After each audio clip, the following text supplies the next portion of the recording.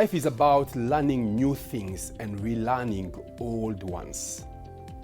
50% of all employees globally will need some form of reskilling as adoption of new technologies increases, according to the World Economic Forum Future of Jobs survey. Come to think of it, 50% of people globally need some form of relearning and reskilling as the disruptive technological advancements become part and parcel of our day-to-day work life. But if you imagine, people spend about 25 to 30 years of their lifetime into learning. 3 years at nursery school, 7 years at primary, that makes it 10. 6 years at high school, that makes it 16. 4 years at university, 20. If you do a master's degree, that's another 2 years, that's 22. And those who go for PhD, they have another 3 to 4 years, that's 25, 26. Think of specialization. Think of certification. It may end up being 28 to 30 years of studying experience. And most people will prepare for such future just to show up and realize that the future they've been preparing for, the things they've been learning all their lives, when they come and show up at the workplace, they are no longer relevant. The cheese has moved, and that calls for a new way of learning and a new skill set. I was told that the illiterate of the 21st century are not those who cannot read or learn, but the illiterate of the 21st century are those who cannot learn, unlearn, and relearn. And these are the people that will be known as the illiterate of the 21st century. The depth of your thinking depends on the width of your learning. As an executive coach and a career and personal development expert, I'll tell you that two of the most difficult skills to teach people is number one, thinking, and number two, learning. You see, learning has two phases. You can learn new things every day, or you can learn old things in a new way with a different or new perspective and insight. This is what this show is all about, enabling you to learn new things all the time, or bringing to you old things in a new way. You know, whatever got you here may not get you there. And my call to action tonight, it is time to rethink, to relearn, to unlearn, to reimagine, and to get a new perspective. Basically, having a paradigm shift, because the new world that is unfolding right before you may require a new set of skills and a new mindset when it comes to learning.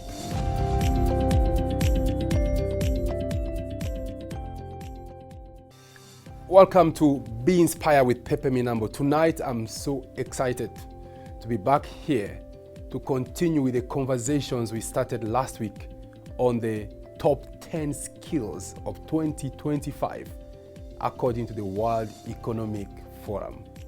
Don't forget, the illiterate of the 21st century are not the ones who cannot read or write, but those who cannot learn, unlearn, and relearn. And before we dive into the topic of the day, I'd like first of all to thank our sponsors for enabling this broadcast.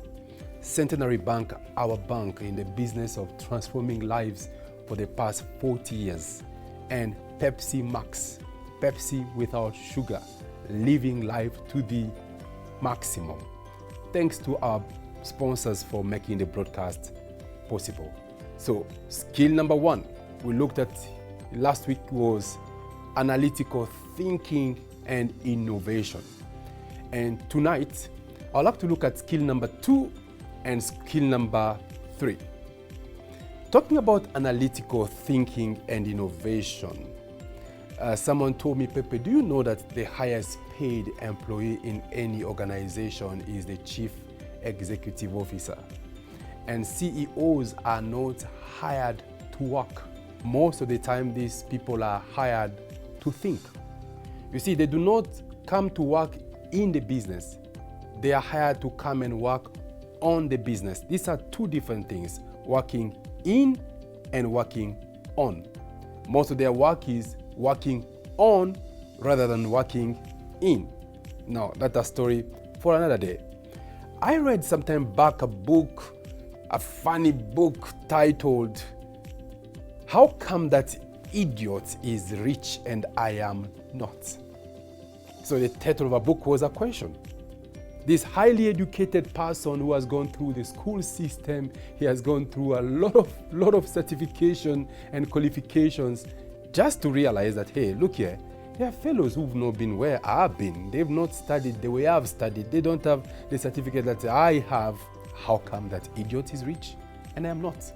It's a very interesting book. You can get it online. But let me tell you a story in that book that I've shared before. And the story goes like this.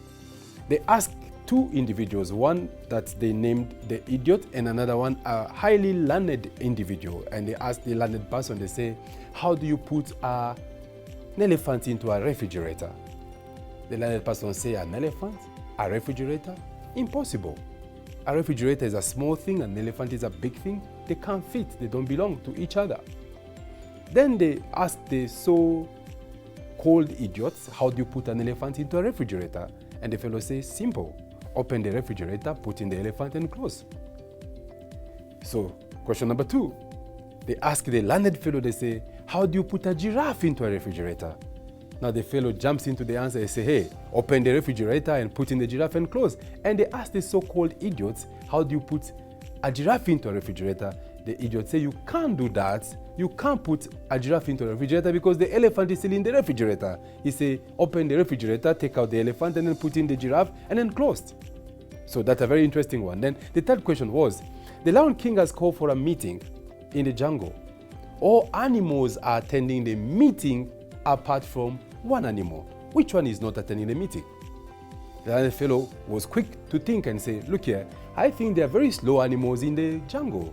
Maybe the tortoise or the warthog that is so forgetful. Maybe they forgot about the meeting. And he said, yeah, maybe the tortoise or the warthog. The so-called idiot say, no. The animal not attending the meeting is the giraffe. Because the giraffe is still in the refrigerator. So we are talking about analytical thinking, connecting the dots. You see, the most famous or most watched commencement talk of all time was the commencement talk by the late Steve Jobs at Stanford University in 2005, according to CNN. That is the most watched commencement talk of all time. And he finished that speech by saying, stay hungry, stay foolish. But before that, he said, look, you can't connect the dot looking forward. You can only connect the dots looking backward. Connecting the dot looking backward, that's analytical thinking. Because events do not happen in isolation. They all connect one after the other. And people who are going to advance in career, business, innovation, and the future, according to the World Economic Forum, are fellows that are capable of connecting the dots. Now, the last question in my famous book, they ask, there is a river in the jungle and the river is infested with crocodiles. Nobody makes it safe across the river because anyone that attempts to go into the river, they get attacked by the crocodiles and they die. Now you have to go and attend a very critical meeting in the jungle and you have to pass through that river. How do you cross the river? The so-landed people say, oh, you know what? To be just safe, if your insurance is okay, why don't you hire a chopper and fly over the river? It's safer. Someone say, to be safe and not to put your life at risk, why don't you build a bridge? And you just cross safe. But it takes time, lot of resources, it delays you. Another person say, why don't you just kind of trick the crocodiles, get a big stones and throw it on the river. They will think this is a human body. They will all run on the left toward the stone, then it will be safe you cross here. Then they asked the so-called idiot. He connected the dot again. He said, it is simple. Just cross the river because the river is safe. All animals are attending the meeting that the lion called. Even the crocodiles went for the meeting. Therefore, the river is safe. You can cross here. Ladies and gentlemen, you wonder why that idiot is rich and you are not? According to the late Steve Jobs, you can't connect the dots looking forward. You can only connect the dots looking backward. And we can tell in this story how the so-called idiot was able to connect the dots from the beginning. How do you put an elephant into a refrigerator? Simple. There are refrigerators the size of a 40-foot container. An elephant can fit in there. And secondly, he said you can't push the other one because the elephant is still there. Remove the elephant, push in the giraffe. Then he said, hey, all animals in the meeting, it is the giraffe missing. You have to cross the river, the crocodiles went for the meeting. I say most of us in life, we've not grown, we've not advanced, we've missed great opportunities because we couldn't connect the dots, looking backward. So analytical thinking is about connecting the dots. The things you learn, the skills you have, the opportunities in the market, the people, the environment, and many other dynamics. It takes a conspiracy, and voila, if all the dots can be connected, something beautiful, a masterpiece comes out. So analytical thinking is a powerful tool for career and business growth. I'm privileged to meet and work with top executives that lead multi-billion, trillion business organizations. I'm yet to meet any of them who has not transformed their organizations, who did not embrace analytical thinking. And most of them are experts when it came to analytical thinking. They ask questions. They bring out perspectives. They have what you call abstract kind of thinking and reasoning. They connect the dots. They connect the shapes, the diagrams, the figures, and that way they are able to produce the kind of transformation they produce. You could have all the ingredients you need for your next level in career and business right there in front of you. But you have to connect the dots. And you can't connect the dots looking forward. You can only connect the dots looking backward. And that calls for analytical thinking. Where is dot A? Where is dot B? Where is dot C? Where is dot D? Where is dot M? Where is dot N? Where is dot T? Where is dot Z? And you have to connect all these dots in order for you to get your success blueprint. So analytical thinking is a critical skill for personal and career development. Many times in life or business or career, the trends and the patterns are obvious, but it takes analytical thinking in order to connect the dots. For your next big level, for your next big thing in career or business, all the required ingredient can be right there in your environment. And they stare at you on day-to-day basis. But if you are not analytically thinking, you'll miss the boats, you'll miss the bus. You can't connect the dots looking forward. You can only connect the dots looking backward. Even your own career, you can turn it around. Whatever enterprise you do, you can turn it around if you are able to be a little bit more analytical and try to connect the dots, because many times the dots are right there within reach. The dots are right there before your eyes. You have to be analytical to spot them and then to go ahead connecting them. So we'll be right back.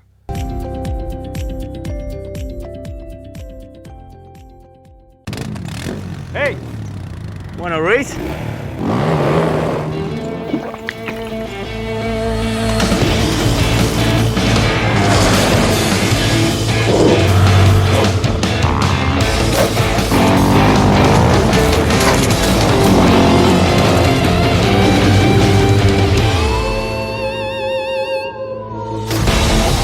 Oh, we lost you. You wish. The Santa story started when we opened our doors nearly 40 years ago. with our roots deeply placed in the Catholic Church. We set out with the sole purpose of being the best provider of financial services in a sustainable manner, especially microfinance, to all people, particularly in rural areas. Over the years, we've grown into Uganda's biggest and fastest growing bank, with an asset base of 5.5 trillion, serving over 2.4 million customers and businesses in agriculture, microfinance sector, SMEs, women, youth and corporate segments. On our quest to drive financial inclusion, we've taken our bank closer to our customers with over 80 branches across the country and multiple banking channels, including over 6,000 agents, Center Mobile Banking, Center Online Banking, Center Visa Debit and Prepaid Cards, and MasterCard Platinum Debit Card. 2.4 million have written our story of becoming Uganda's biggest and fastest growing bank. The story continues. Centenary Bank. Centenary Bank is regulated by the Bank of Uganda. Customer deposits are protected by the Deposit Protection Fund of Uganda. Up to 10 million. Terms and conditions apply. Centenary Bank is a member of the Center Group.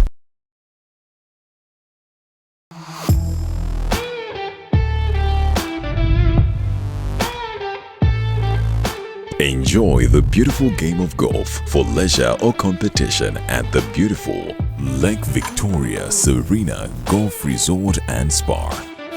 It's a hole-in-one from our world-class clubhouse with a first-of-its-kind pro shop to the right people on ground to make your golfing experience a classy affair. As you putt, drive and ace on the banks of Lake Victoria, this is Uganda's finest championship golf course.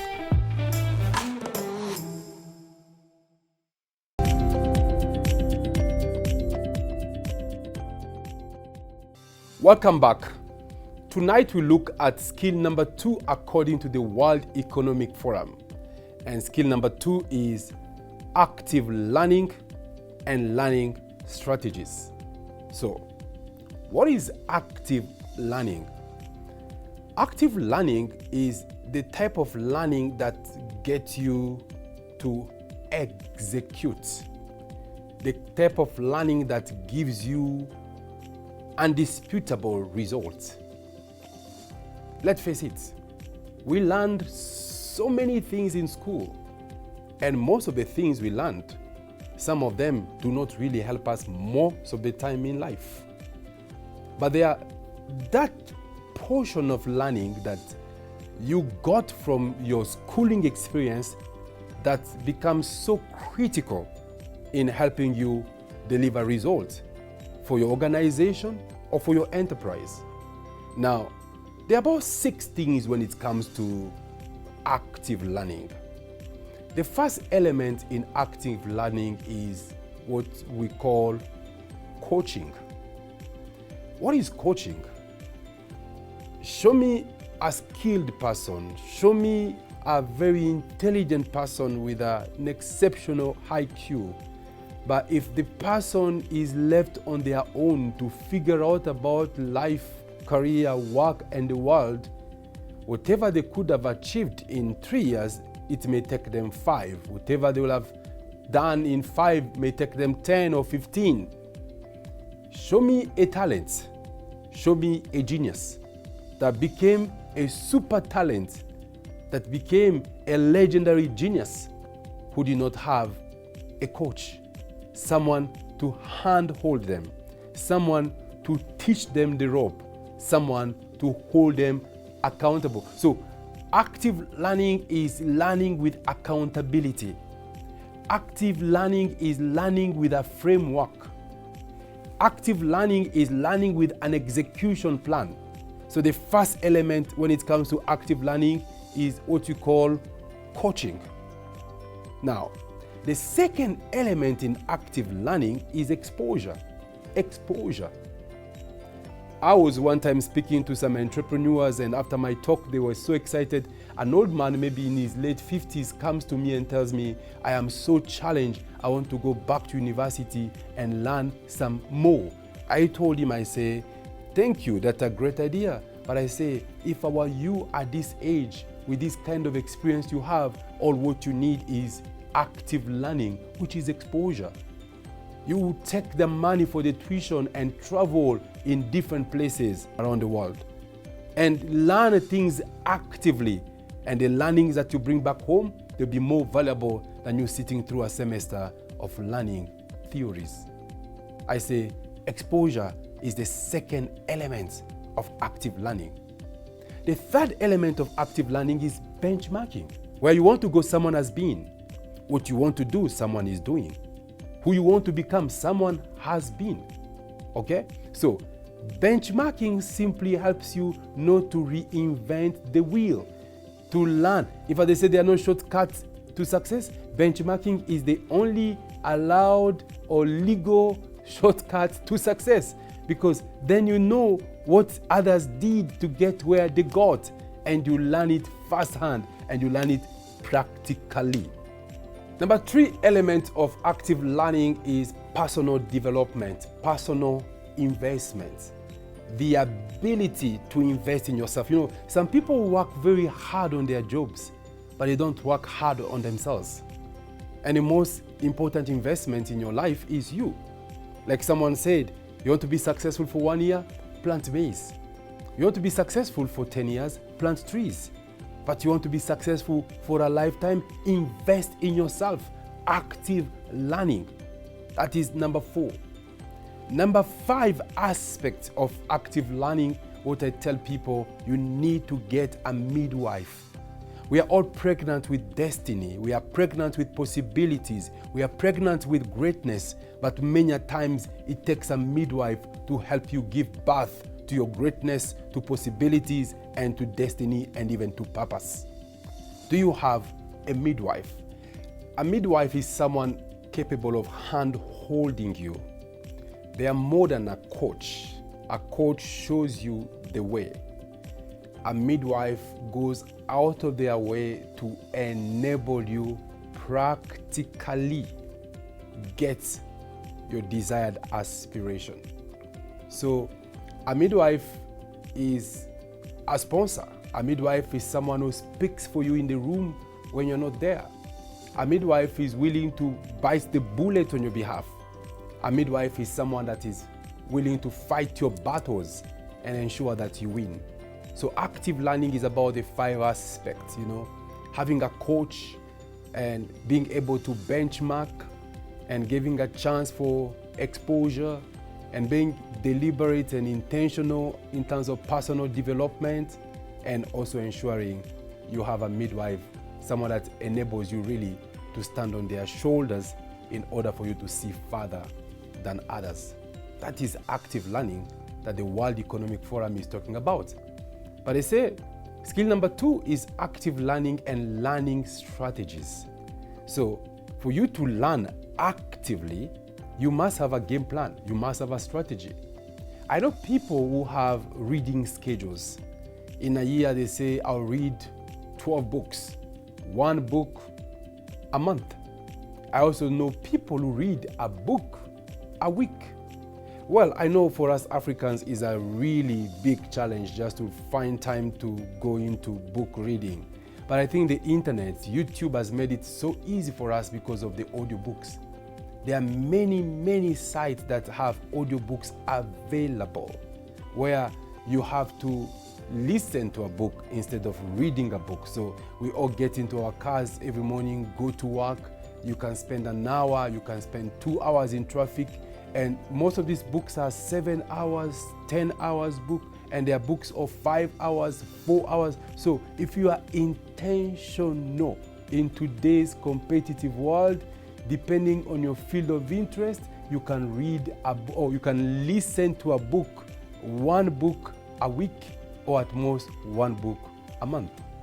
I know some people don't have the time even to listen. You can go for book summaries. On the internet, if you search on Google, summary of any book, you'll have a 1-pager, a 2 pages. There are even more in-depth summaries. If you don't want to read a 200 pages book, they can put the whole book in about 10 pages. That's one of the learning strategies. There are also books that have been summarized by the authors in form of a video. because sometimes you find it hard to read. You could be sitting down and just watching the author speak through his book on a video piece. So I say that's one of the learning strategies. You can also subscribe to a publication. There are many free publications online. Depending on your field of interest, whatever you do, you can subscribe so that you have new insights, you have latest trend, you understand the patterns, you read where the ball is coming or going for in your space of interest and in your line of work. I say learning strategy is critical. Or you can subscribe to a book club. I've seen people being part of book clubs, picking a book and each person picking 2 to 3 chapters. When they come together, they're able to share what the book is all about. I say there are many strategies on how to learn in today's hyper-competitive room. And what advantage does that give to you? It makes you the most informed person in the room, and sometimes it makes you the most prepared person in the room. And that opens a whole world of possibilities and opportunities because you know. Like John Maxwell say, a leader must know. He must know that he knows.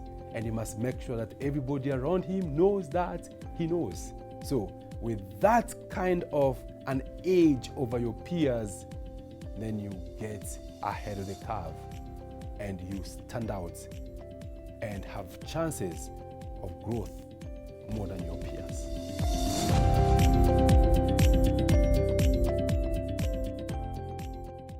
In our segment of Ask Pepe, I received a question from Barbieri Evelyn, and she asked, what steps can I take to develop my leadership skills and transition into a managerial role? Evelyn, my answer is very simple. I understand you could be a supervisor aspiring to become a manager. Solve problems. As I say, organizations are full of problems. Communities are full of problems. Marketplaces are full of problems. Workplaces are full of problems. Customers have problems. And what the world is looking for today is a person capable to have analytical thinking, to have understood the dynamics, learning, and then offer a solution. So solutioning is the doorway to promotion. Thank you very much for watching the show. Next week, we'll be looking at another 3 sets of skills for 2025 according to the World Economic Forum. Good night.